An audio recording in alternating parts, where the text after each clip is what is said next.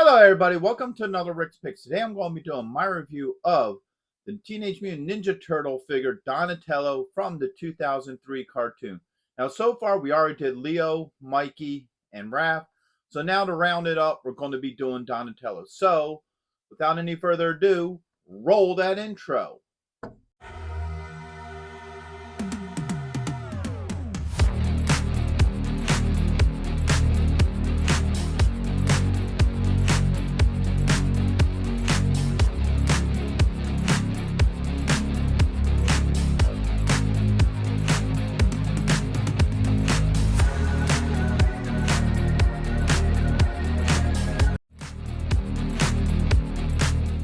So here he is in packaging. Yeah, it's pretty much the same packaging as his brother's does.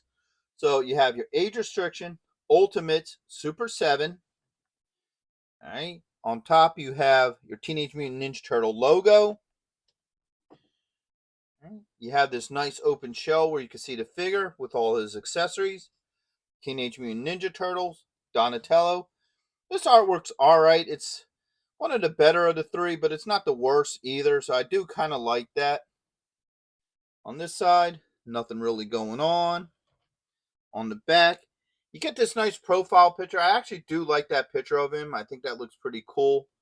You got this picture here, his name, Super 7, and Nickelodeon.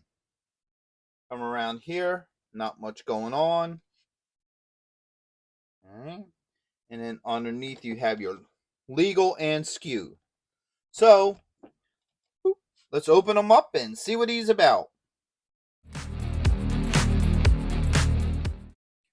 So here he is out of packaging. He's a pretty decent looking figure. I like the overall look to him. So the first thing we're going to do is go through his points of articulation. So the head does move.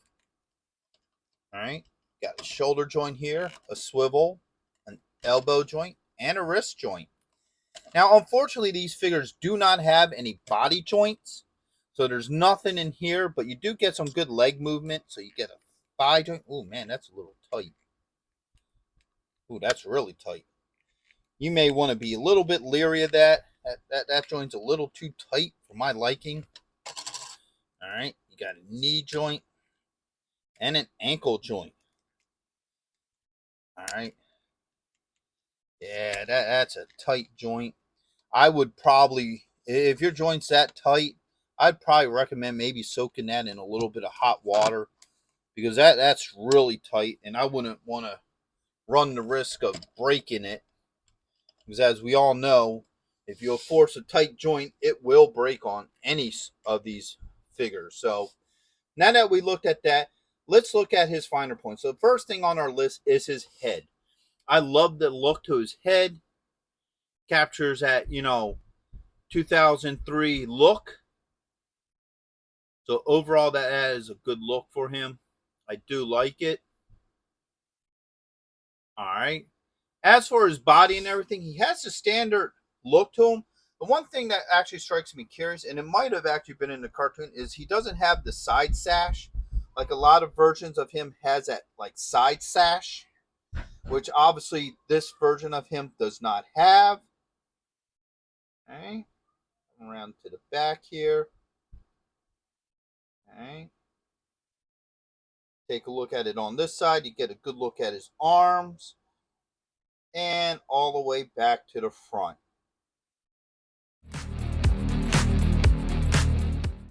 Okay, so now let's take a look at his accessories. So first off, he comes with an alternate head. Okay. Comes with 4 hands, so he has an open hand, another open hand, okay, 2 closed fists, and 2, a communicator, a set of goggles, and of course his iconic bow staff. So now let's see how well all this works with him. So first we're going to start with the goggles. All right.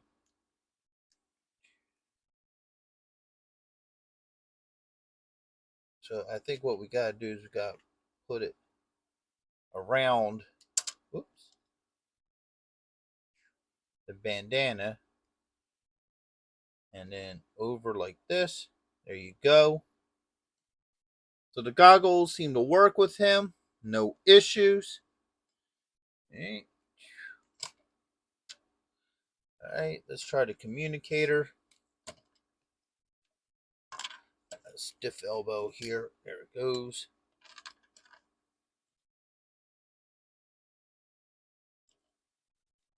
All right, so just like his brothers, communicator fits fine in his hand.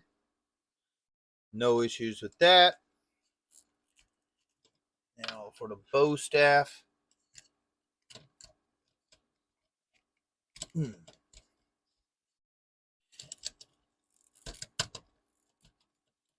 right. Of course, you gotta go two hands with the bow staff. Now it's a little hard trying to get this hand over the wrap. So I got this one on there. Okay. Apparently the hand wants to constantly keep coming off. Okay.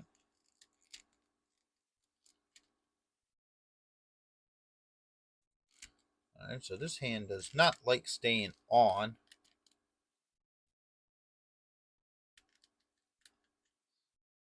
Alright, so you can get it back onto a stand.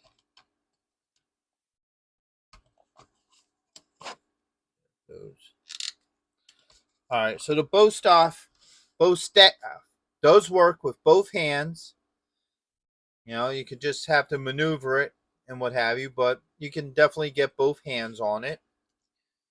Okay. And of course, it fits nicely right on the back of him. All right, just like that. So the bow staff and all his accessories seem to work pretty well with him. No issues. So now let's start swapping stuff around. So first off, let's swap this head around. All right. Push that down on there a little bit better. Now before we put the head on, let's see if this will work with this head. Figure it'd be easier just to get that around that bandana.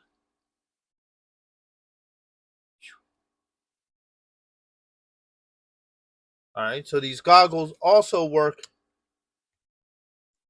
with this head as well. So the goggles work with both heads, no issues. Okay. Let's see how these hands work. All right, one open hand, two open hands. So the open hands work fine, no issues. And last but not least, the two fists. All right, so they work just as well with them. So everything seems to work pretty well with this figure. All right, so let's get into my final thoughts with him. So first off, his joints. His joints seem a little stiff. I didn't have too much problems with them, but it was enough to make me concerned.